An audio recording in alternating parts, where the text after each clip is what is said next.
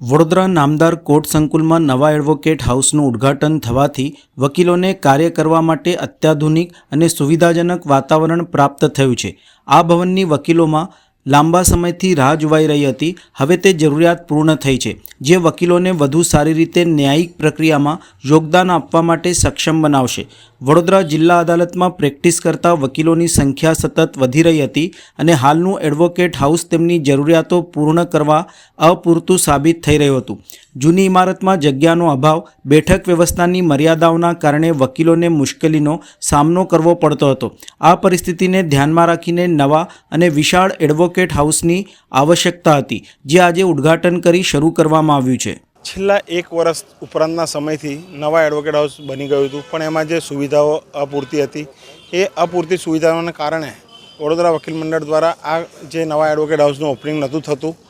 આજરોજ વડોદરા વકીલ મંડળની કમિટી દ્વારા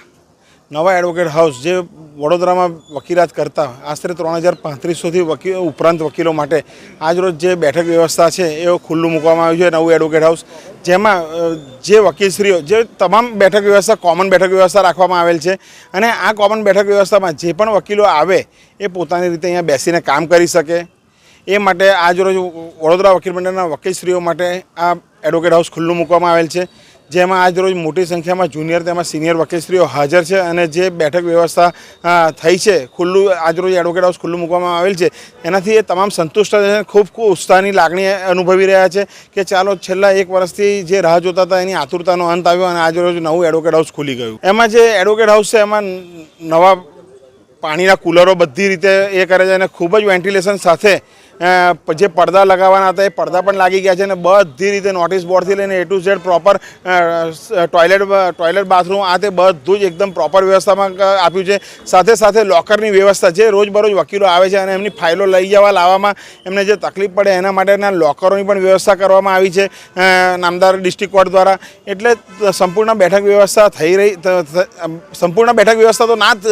કહી શકાય, પણ હા મોટાભાગના વકીલશ્રીઓ અહીંયા આવીને બેસીને પોતાનું કામ કરી શકશે અને જે અમારું જે વિઝન છે એ આવનાર સમયમાં સામેની સાઈડે જે જગ્યા ખાલી છે ત્યાં નવું એડવોકેટ હાઉસ જે 8 થી 10 માળનું બહુમાળી એડવોકેટ હાઉસ બનાવવામાં આવે, જેથી કરીને આવનાર ભવિષ્યમાં જે પણ વકીલશ્રીઓ છે એ વકીલશ્રીઓને કોઈપણ જાતની તકલીફ ના પડે એની પણ અમે રજૂઆત કરી છે। એનું રિમાઇન્ડર લેટર ફરી લખવાનો છે, એ પણ અમે ટૂંક સમયમાં લખીને આગળની કાર્યવાહી એના માટે પણ અમે કરીશું।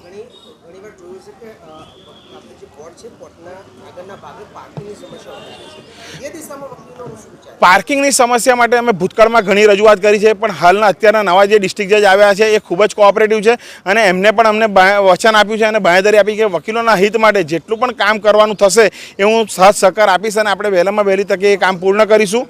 અત્યારે અમારી કમિટી આવતીકાલે લોક અદાલત પતશે ત્યાર પછી સોમવારે અમારી કમિટી આખી કમિટી ડિસ્ટ્રિક્ટ જજ સાહેબ સાથે મળીને આ જે પાર્કિંગનો ઇસ્યુ છે એ પણ વહેલામાં વહેલી તકે સોલ્વ થાય અને જે પાર્કિંગની સુવિધા પ્રોપર થાય એ માટે પણ અમે કાર્યબદ્ધ રહીશું।